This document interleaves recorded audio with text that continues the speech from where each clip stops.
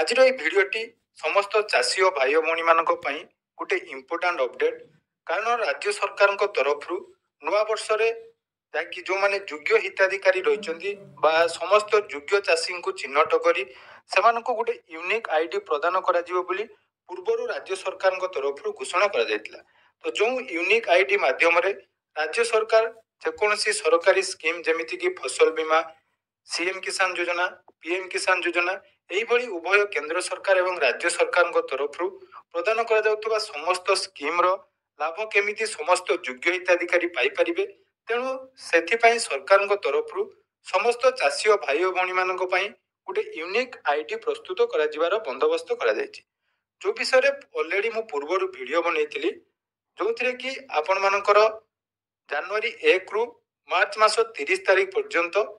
Unique ID बा कृषक ID प्रस्तुत करा राज्य सरकार तरफ घोषणा कर आज जो अपडेट मुझे जाऊँगी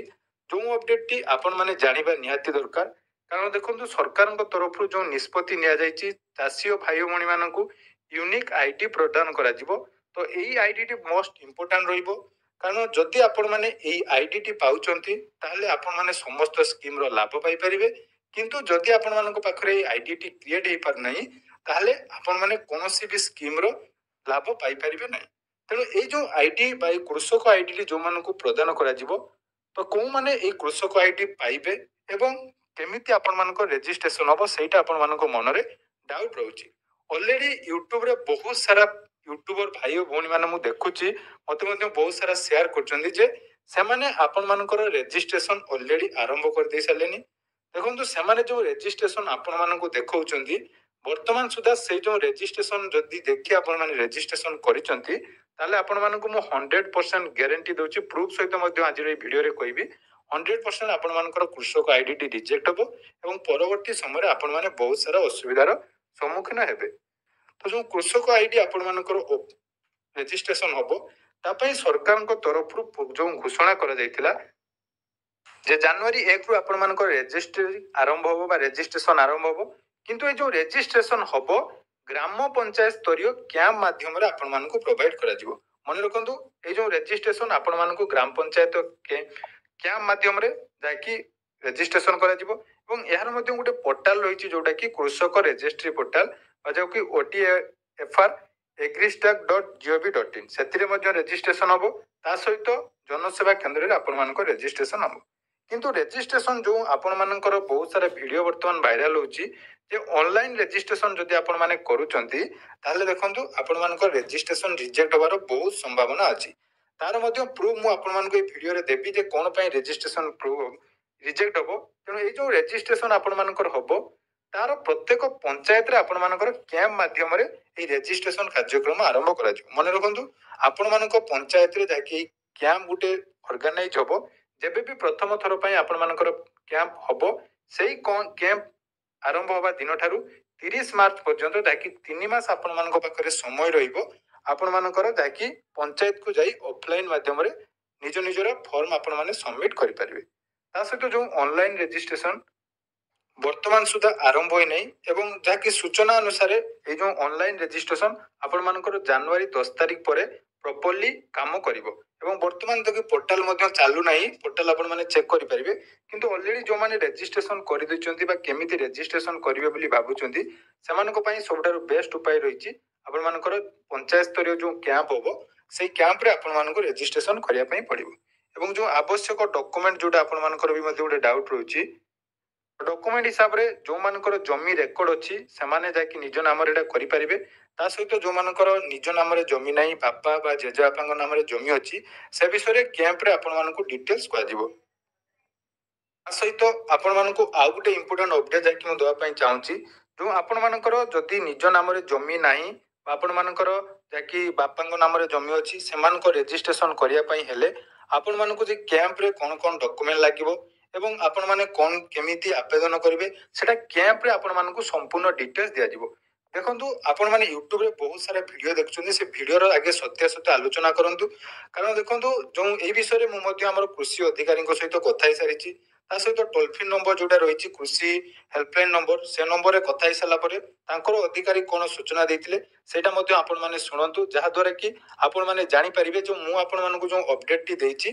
सठिक अच्छी ना नहीं। और ऑनलाइन रजिस्ट्रेशन केवल सीएससी सेंटर रे हबो एवं सीएससी सेंटर रे आपण मानकु जेहेतु एटा गुटे बहुत गुरुत्वपूर्ण एवं सरकार को तरफ योग्य हिताधिकारी मानक पई करा जायछि तेणु जेकोसी ऑथराइज जो माने रहिबे बा जो माने ट्रेंड रहिचंती सेही माने केवल आवेदन करिवे तेणु आपण माने मोबाइल रे आवेदन करंतु नाही। वीडियो को शेष जाय सुनंतु कोन जो कृषि अधिकारी बा जो कृषि हेल्पलाइन नंबर रहिछि तांकर अधिकारी कोन सूचना देथिले ता जानला परे आपण मानकु मु जो कथा गुडी को कहली ता ठीक अछि ना नाही निज निजर मतामत नियति हम कमेंट सेक्शन ले देबे। प्रश्न जानि पारि। नमस्कार मैडम। नमस्कार आज्ञा कहंतु। मैडम हम जो ओडिसा रो वर्तमान गोटे फार्मर आईडी क्रिएट करिया पई सरकार को तरफ रो घोषणा करा जायतिला आज्ञा तारो आज जनवरी 1 रु मार्च 31 पर्यंत जाकी आरंभ होबो आवेदन आरंभ होबो एटा केमी हां एटा केमिति हम रजिस्ट्रेशन करि परिबा सेटा जाकी केवल सर आपण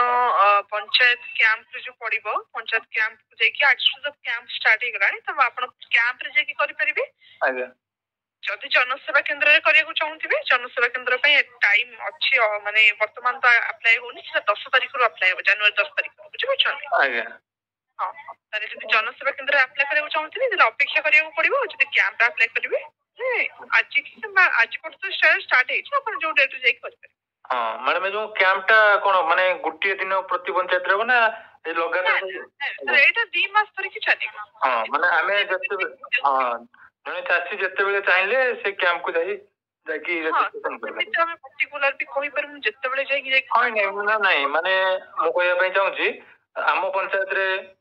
आज न होई कि 5 तारिख कि 10 तारिख आरंभ होला तो जेते तो आरंभ होबो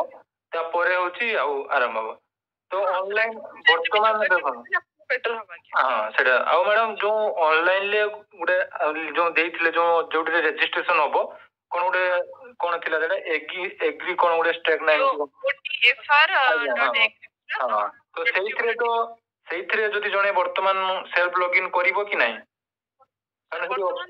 आज्ञा सेल्फ लॉगिन कले सर कोन होची रजिस्टरटा माने गवर्नमेंट तरफ जेतु वर्तमान सुविधा रे सेल्फ विंडो जोटा करछन्ती सेल्फ विंडो रे कैंसिल कर दोछन्ती बुझ पाले आज्ञा सेटा माने आपण जनसेवा केंद्र को प्रोवाइड करा जायछि से माने ही करि परिबे आज्ञा ताले सेल्फ रजिस्ट्रेशन टा होबार चांसेस बहुत कम। हां सेटा प्राय तो रिजेक्ट होछन्ती जो माने वर्तमान गवर्नमेंट अनुसार जो सेल्फ विंडो जो माने करछन्ती से मानकर प्राय तो रिजेक्ट होछन्ती। आज्ञा जहाँ मेसेज आसुछ तो सेटा आपन बेटर होबा आपण सीएम किसान ओपन माने सीएम किसान जो स्टार्ट हो करि परिबे जदि आपन को सुइटेबल हो पंचायत में जाई करि। हां सेटा गला आ मैडम जो तारो गाइडलाइन विषय कोन किछि एसओपी कि हमरो कारण देखो जे जो नोटिस टे आस्तिला जो पेपर जोटा प्रोवाइड कराइतिला ट्विटर रे माध्यम देखिली सेतिर हम दुई प्रकार होजी गुटी वाला चासी जो माने अछंती जो मान को ना ओरिजिनल होजी ना अछि हां ओनर आ गुटे रहउची जो माने तोर उत्तराधिकारी तोरा जो मो बापांकर नाम रे जमी अछि हां तो सेटा मु हां आज्ञा जदि आपनकर कोनोसी रिलेटिव माने